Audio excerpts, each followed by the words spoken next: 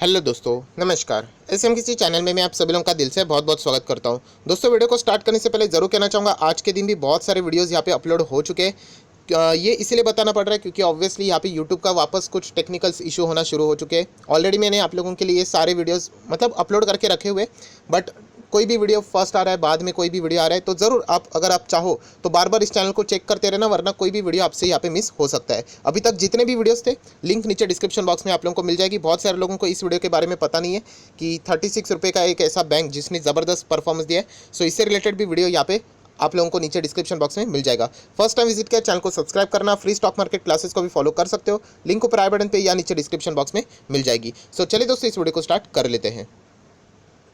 दोस्तों, अभी हम लोग आ चुके हैं हमारे नॉर्मल स्क्रीन के ऊपर एंड दोस्तों यहाँ पे हम लोग बात करने वाले हैं एक अलर्ट के बारे में। यस, अलर्ट के बारे में, क्योंकि आप लोगों को पता है, देखिए कोविड के वजह से कुछ बिजनेसेस ऐसे जिन्होंने कमाल का ग्रोथ दिखाया है, राइट। जैसे कि आईटी, फार्मा, एफएमसीजी, इनका बिजनेस ज़बरदस्त चला है।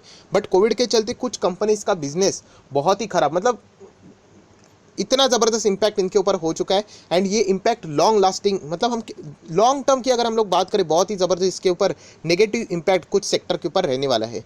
देन मैंने आप लोगों को कुछ चीज़ें सिखाई है, जैसे कि अगर कोई सेक्टर अगर हम लोग देखते, राइट, उसमें कोई ना कोई एक लीडर ज़रूर होता है। सेक्टर की अगर हम लोग बात करें, एक फंडामेंटली स्ट्रॉन्ग शेयर ज़रूर रहेगा हर एक सेक्टर में अगर हम लोग बात करें। एंड अगर वही सेक्टर के नंबर अगर ख़राब आना शुरू हो जाएंगे, तो आप अंदाज़ा लगा सकते हैं कि बाकी सेक्टर के ऊपर उसका कितना बड़ा नेगेटिव इम्पैक्ट आ सकता है। जैसे मैं बोलता हूँ ना कि आईटी सेक्टर के नंबर होते हैं, टीसीएस के और फोकस रखा जाता है। बैंक के नंबर्स होते हैं, एचडीएफसी बैंक के नंबर्स देखे जाते हैं। क्यों? क्योंकि इनके नंबर्स अगर खराब आ गए तो समझ लेना सारे के सारे जितने भी स्टॉक्स है उनके भी नंबर खराब आने के चांसेस बढ़ जाते हैं। ऐसी कोई बात नहीं कि हमेशा ही होगा ऐसे, बट एक अंदाज़ा समझ में आ जाता है। सो वैसे ही कुछ अभी हम लोग को एक पर्टिकुलर सेक्टर में यहाँ पे देखने को मिल रहा है। एंड इसी से रिलेटेड एक सेक्टर का लीडर, उसने अपने नंबर्स पेश किया, नंबर्स इतने खास नहीं है। मैं डिस्क्लेमर साफ साफ देना चाहूँगा कि यस, ये कंपनी मेरे पास है, लीडर है, इसीलिए मुझे कोई टेंशन की बात नहीं रहेगी। वो आज नहीं तो कल स्टॉक कमबैक करेगा ही, बट ये एक ज़रूर खतरे की घंटी बजाती है, या फिर हम लोग कह सकते हैं तुरंत हम लोगों ने अलर्ट रहना चाहिए। क्योंकि इसके नीचे जितने भी स्टॉक रहेंगे, छोटे मोटे स्टॉक रहेंगे, वहाँ पे हम लोग को आगे जाके और भी तबाही देखने को मिल सकती है। सो कौन से स्टॉक के बारे में पहले हम लोग यहाँ पे देखने वाले, तो दोस्तों यहाँ पे मैं बात करना चाहूँगा रियल्टी सेक्टर की। एंड गोदरेज प्रॉपर्टीज़ के नंबर सामने आ चुके हैं। आप देख सकते हैं गोदरेज प्रॉपर्टीज़ के बारे में पढ़ के दिखाने वाला हूँ। एंड अगेन कहना चाहूँगा, इन द केस आपके पास ये स्टॉक्स नहीं है, फिर भी जो चीज़ें हम लोग को यहाँ पे सीखने को मिलती है, वो शायद से हम लोगों के जो पोर्टफोलियो में जो शेयर्स है, राइट, उसमें भी हम लोग को डायरेक्टली या इनडायरेक्टली हेल्प हो सकता है। सो हम लोग देख लेते हैं कि ये स्टॉक्स का परफॉर्म कैसे, क्योंकि गोदरेज प्रॉपर्टी देखा जाए तो रियल्टी सेक्टर का नंबर 1 स्टॉक है, मतलब भरोसेमंद स्टॉक है, right. Debt free realty sector में किस मतलब कौन बिजनेस ऐसा होता है जो कि डेट फ्री करता है? सो उसमें एक ही स्टॉक है जो है गोदरेज प्रॉपर्टीज़। सो इसके नंबर की अगर मैं बात करूँ तो देख सकते हैं ये Q4 के नंबर, अगेन Q3 के, एंड अगेन Q4 के year on year basis. So income की बात करें, रेवेन्यू फ्रॉम ऑपरेशन, ध्यान से समझ लेना इस चीज़ को, 387 करोड़ का यहाँ पे कंपनी ने रेवेन्यू कमाया, जो कि लास्ट टाइम 72 था। तो हम लोग कह सकते हैं कमाल की जंप है, 72 से 387 अच्छी बात है। एक साल पहले की बात करें तो 780 CR के आसपास था। सो वहाँ से अगर मैं बात करूँ, अप्रॉक्सीमेटली आधा हो चुका है, राइट। क्योंकि ईयर ऑन ईयर बेसिस हम लोग को एक अंदाज़ा आ जाता है। देखिए क्वार्टर ऑन क्वार्टर ऐसे हम लोग नहीं कह सकते कि क्या गजब की इंप्रूवमेंट है। ईयर ऑन ईयर बेसिस हम लोग को चीज़ों का एक पूरा सीनेरियो समझ में आता है कि यस, ये ग्रोथ की ओर जा रहे हैं या फिर नीचे जा रहे हैं, राइट। सो हम लोग यहाँ पे ज़रूर कह सकते हैं कि कंपनी का जो परफॉर्मेंस है, रेवेन्यू इतना खास अभी तक नहीं है। अगर हम लोग टोटल इनकम की भी बात करें, 569 CR है, जो कि लास्ट टाइम चलो ठीक है 240 था, बट उससे पहले 930 CR था। सो 930 करोड़ से 569 और we can say 570 crore. So definitely ये गिरावट हम लोग को नज़र यहाँ पे आ रही है। देन अगर हम लोग बात करें खर्चों की, इनकम के बाद खर्चे भी यहाँ पे आ जाएंगे। सो 570 CR के आसपास का खर्चा है, जो कि लास्ट टाइम 200 करोड़ था, एंड उससे पहले 760 करोड़ था, अप्रॉक्सीमेटली मैं बात कर रहा हूँ। सो इनकम माइनस एक्सपेंडिचर अगर हम लोग करेंगे, सो आप देख सकते हैं इस वक्त कंपनी के और हम लोग को 3.5 करोड़ का नुकसान यहाँ पे नज़र आ रहा है, profit before tax, right. And अगर हम लोग बात करें, पिछले टाइम था ये लगभग 37 करोड़, एंड उससे पहले था ये लगभग 150 करोड़ से भी ज़्यादा का प्रॉफिट। सो यहाँ पे प्लस था, प्रॉफिट था, यहाँ पे प्लस था। एंड इस वक्त अगर हम लोग बात करें, ऑब्वियसली एडजस्टमेंट के मैं पहले की प्रॉफिट की बात कर रहा हूँ। सो वो प्रॉफिट दोस्तों हम लोग को लॉस देखने को मिल रहा है, एंड वो है 3.5 करोड़ का लॉस। इतनी बड़ी कंपनी में ये हालत हम लोग को देखने को यहाँ पे मिल रही है, राइट।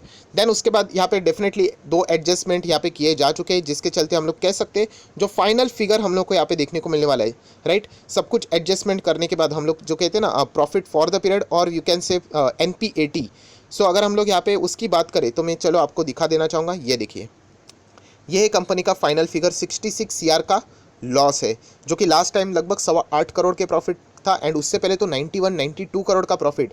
मतलब बताने का मकसद ये है कि पहले यहाँ पे प्लस में फिगर थे, अभी माइनस में जा चुके। हाँ डेफिनेटली आप बोल सकते हैं सर यहाँ पे करंट टैक्स डेफर्ड टैक्स का एडजस्टमेंट है, इसके चलते ये प्रॉफिट मतलब लॉस में जाते हुए देखने को मिल रहा है। ऐसी कोई बात नहीं है। अगर आप इन डेफर्ड टैक्स एडजस्टमेंट को भी हटा देते हो, करंट टैक्स एडजस्टमेंट को भी, स्टिल कंपनी यहाँ पे लॉस में ही नज़र आ रही है। सो ये ज़रूर हम लोग कह सकते हैं खतरे की घंटी है। कि किसके हिसाब से खतरे की घंटी है? क्या गोदरेज प्रॉपर्टीज़ के लिए खतरे की घंटी है? नहीं दोस्तों, गोदरेज प्रॉपर्टी इतनी बड़ी कंपनी है, वो मैनेज कर लेगा, डेफिनेटली कर लेगा मैनेज। इसलिए तो मैं कहता हूँ कि बड़ी कंपनीज़ में रहो। वो क्या हो जाता है कि एक एडवांटेज मिल जाता है। खराब मतलब बोलते हैं ना, एक बड़ा प्लेयर खराब परफॉर्मेंस दे दे फिर भी उसको वर्ल्ड कप में लेके चले जाएंगे। वैसे ही अगर हम लोग बात करें तो गोदरेज प्रॉपर्टी बहुत बड़ी कंपनी है, बट डर किसको लगेगा? नंबर्स इनके खराब है, डर आएगा बाकी इनके सेक्टर के छोटे प्लेयर्स की ओर, कि अगर गोदरेज प्रॉपर्टीज़ के ही जहाँ पे मतलब इतना बड़ा भरोसा होता है, मतलब अंडर कंस्ट्रक्शन प्रॉपर्टीज़ में भी लोग पैसा लगाना पसंद करते हैं गोदरेज में, क्योंकि नाम बहुत बड़ा है। सो आप अंदाज़ा लगा सकते हैं कि बाकी कंपनीज की हालत यहाँ पे क्या हो सकती है। सो डेफिनेटली इस सारी जो चीज़ों का जो इम्पैक्ट हम लोग को देखने को मिल रहा है, अर्निंग पर शेयर के ऊपर भी आपको देखने को मिलेगा। 2.58 माइनस में है, लास्ट टाइम 0.33 पॉजिटिव था, एंड उससे पहले 3.63 पॉजिटिव था। सो डेफिनेटली आप लोगों ने यहाँ पे तुरंत अलर्ट हो जाना है कि इन द केस आपके पास बाकी कोई रियलिटी सेक्टर का स्टॉक रहेगा जो फंडामेंटली बहुत ही पुअर है, बहुत ही पुअर, जिसका चार्ट पैटर्न ऐसे नीचे ही रहता है। सो ऐसे स्टॉक्स में रहना बहुत ही ज़्यादा आपको यहाँ पे तकलीफ दे सकता है। हाँ, इन द केस अगर आप गोदरेज में रहते हो, खराब नंबर आने के बावजूद, जैसे मैंने कहा ना, ये मैनेज कर लेते हैं बड़े कंपनीज है। या फिर मैं ओबेरॉय रियल्टीज़ की बात करूँ, उनके भी नंबर्स खराब आ जाते हैं, कोई बात नहीं, वो भी मैनेज कर लेंगे, बड़े कंपनीज है। बट छोटे कंपनीज अगर आप फॉलो करते हो तो समझ रहे हैं दोस्तों, वहाँ पे आपको बहुत बहुत बड़ा नुकसान यहाँ पे उठाना पड़ सकता है। और दोस्तों इसीलिए कहना चाहूँगा कि गोदरेज प्रॉपर्टीज़ की और आप लोग यहाँ पे फोकस रख सकते हो। ये देखिए 1300 का स्टॉक है ना, मैक्सिमम चार्ट पैटर्न दिखाना चाहूँगा। देखिए अपसाइड में ही है, अपसाइड में ही रहेगा। ये कंपनी बुरी नहीं है, कंपनी अच्छी ही है, राइट। हाँ, जैसे मैं हमेशा कहता हूँ कि रियलिटी सेक्टर मुझे इतना पसंद नहीं है, बट लीडर है, इसीलिए कितना थोड़ा सा पैसा लगा देते, ज़्यादा नहीं लगाऊंगा। ऑब्वियसली रियलिटी सेक्टर में देखा जाए तो कोविड नहीं भी था तब इससे स्ट्रगल चल रहा है, राइट। सो यही कहना चाहूँगा कि Godrej property in the case आपके पास है तो एक एडवांटेज आपके पास ज़रूर है, एक बड़ी कंपनी आपके पास है। बट इन द केस बाकी अगर रियलिटी सेक्टर अगर आप लोग लेके चल रहे हो तो डेफिनेटली आप एक रिस्की पोर्टफोलियो बना रहे हो, या फिर एक ऐसे स्क्रिप्ट को अपने पोर्टफोलियो में रख रहे हो जो कि कभी भी आपका पूरा पोर्टफोलियो को डैमेज भी कर सकता है। 13 से 14% की डिलीवरीज देखने को यहाँ पे मिल रही है, राइट। सो इसीलिए कहना चाहूँगा, ये देखिए रियलिटी सेक्टर की अगर मैं बात करूँ तो कुछ ही गिने चुने स्टॉक्स है दोस्तों, जैसे कि फोनिक्स की भी अगर हम लोग बात करें, चलो ये भी ठीक ठाक है, राइट। देन बात करें ओबेरॉय रियल्टीज़ एंड गोदरेज प्रॉपर्टीज़, यही कुछ ठीक ठाक हम लोग को देखने को मिलते हैं। जैसे कि बहुत सारे लोगों को एक स्टॉक बहुत ज़्यादा पसंद आता है, उसी की ओर मैं अभी जाना चाहूँगा, और वो है दोस्तों डीएलएफ। डीएलएफ की अगर हम लोग बात करें ना दोस्तों, प्रॉब्लम क्या हो जाता है पता है, ये स्टॉक है ना ट्रेडिंग के लिए ठीक है, इन्वेस्टमेंट के लिए बिल्कुल भी नहीं, राइट। अभी हम लोग यहाँ पे देख सकते हैं डीएलएफ की अगर हम लोग बात करें, यूजुअली दिल्ली साइड में जो रहते हैं ना, उनको डीएलएफ के बारे में बहुत ज़्यादा यहाँ पे पता है। बट अगर आप देखोगे मैक्सिमम चार्ट पैटर्न, ये देखिए कुछ यहाँ पे ग्रोथ नहीं है। ट्रेडिंग के हिसाब से कैसे, ये 100 का है 200 हो जाएगा, 200 का है 400 हो जाएगा, वापस नीचे आएगा, फिर वापस 200 का 400 हो जाएगा, 500 हो जाएगा, वापस नीचे आएगा, एंड यही चीज़ें सालों साल यहाँ पे चल रही है। सो ऐसे स्टॉक में आप लोगों ने नहीं फंसना है, ये इसके लिए मैंने आप लोगों को ये सारी बातें यहाँ पे बता दी है। सो अगेन कहना चाहूँगा, गोदरेज प्रॉपर्टीज़ के नंबर्स अच्छे नहीं आए हैं, जैसे मैंने आप लोगों को बताया। लॉस में कौन सा नंबर अच्छा लगता है आप लोगों को, राइट। बट फिर भी अगर आपके पास ये कंपनी रहेगी तो आप चाहो तो यहाँ पे कंटिन्यू कर सकते हो। एक ज़रूर एक इंपॉर्टेंट पॉइंट आप लोगों को एक ऑब्जर्वेशन भी बताना चाहूँगा। देखिए कोई पर्टिकुलर सेक्टर दोस्तों जब खराब होता है ना, राइट, जैसे कि मैं बात करूँ मीडिया सेक्टर में आप लोगों को पता है जहाँ पे पीवीआर आइनॉक्स कमाल के स्टॉक्स है, बट यहाँ पे बड़े प्लेयर्स भी रहते हैं ना पीवीआर आइनॉक्स में। सो उनको निकलना है तो वो कैसे निकल रहे थे पता है आप लोगों को, कि मैं इससे पहले भी आपको बता चुका था कि पीवीआर के नंबर भी अच्छे नहीं थे, एंड पीवीआर के नंबर अच्छे ना आने के बावजूद वो स्टॉक में गजब की तेज़ी लेके आए थे, गजब की तेज़ी, मतलब वो स्टॉक को 1500-1600 तक लेके गए थे अप्रॉक्सीमेटली, राइट। आज वो स्टॉक कहाँ पे आपको पता है, मतलब वो टॉप पे लेके जाएंगे, ऐसा लगेगा अरे इसमें तो कुछ है ही नहीं, एंड बाद में धीमे धीमे वो प्रॉफिट बुकिंग करेंगे एंड आपको पता भी नहीं चलेगा वो स्टॉक 1100 तक आ गया।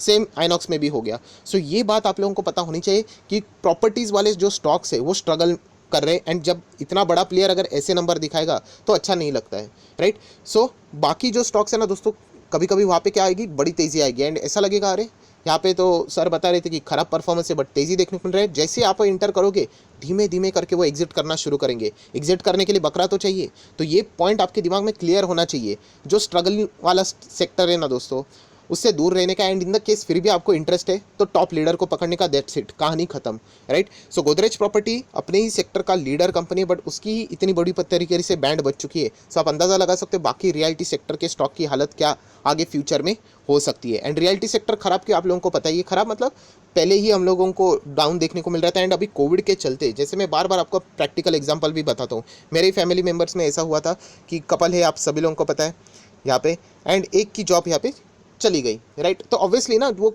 फाइनेंस है, वो कैलकुलेशन मिसमैच हो जाता है, राइट। गाड़ी लेना अलग बात होती है, घर लेना उससे भी बड़ी बात होती है, राइट। सो बहुत सारे लोगों ने प्लान्स भी ड्रॉप आउट किए, इसके चलते डिमांड भी हम लोग को नीचे घटते हुए देखने को यहाँ पे मिला था। इसीलिए तो अलग अलग सरकार अलग अलग यहाँ पे ऐसे प्लान लेके आ रही थी कि अगर आप रजिस्ट्रेशन करोगे इससे पहले तो आपको छूट मिलेगी, स्टैम्प ड्यूटी के ऊपर आपको छूट मिलेगी, राइट, टैक्सेस आपके ऊपर नहीं लगेंगे। सो वो क्यों किया जा रहा था कि सेक्टर को बूस्ट दिया जाए, इसीलिए। सो ऐसे सेक्टर में हम लोगों को नहीं रहना है। एंड इन द केस अगर आप लोग रहते हो तो टॉप सेक्टर में रहना है, बस मतलब स्टॉक टॉप वाले स्टॉक में रहना है, दैट्स इट। इतना ही आप लोगों को यहाँ पे बोलना चाहूँगा। सो अलर्ट हो जाना इन द केस आपके पास रियलिटी सेक्टर का कोई दूसरा स्टॉक है, तो मुझे ऐसा लगता है आप लोगों ने अलर्ट रहना चाहिए। बस इतना ही मैं आप लोगों को यहाँ पे वार्न कर सकता हूँ। फाइनल डिसीजन एज यूजुअल आप ही का रहने वाला है दोस्तों, क्योंकि ये सारी चीज़ें लॉन्ग टर्म में काम करती है, शॉर्ट टर्म में नहीं। सो जाते जाते यही कहना चाहूँगा, गोदरेज प्रॉपर्टी के नंबर अच्छे नहीं है, बट अपने ही सेक्टर का लीडर होने के कारण आप चाहो तो एक छोटा सा एडवांटेज लेके कंटिन्यू यहाँ पे कर सकते हो। हालांकि इसके लिए बहुत ज़्यादा टाइम भी लगेगा रिकवरी के लिए, ये भी पॉइंट आप लोगों ने हजम करके ही आगे बढ़ना चाहिए।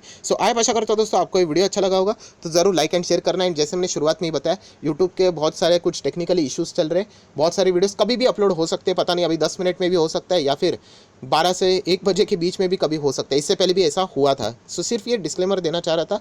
सो वीडियो अच्छा लगे तो लाइक एंड शेयर कर देना। So that's it, thank you very much दोस्तों, we will be meeting earning schedule, तब तक के लिए बाय बाय।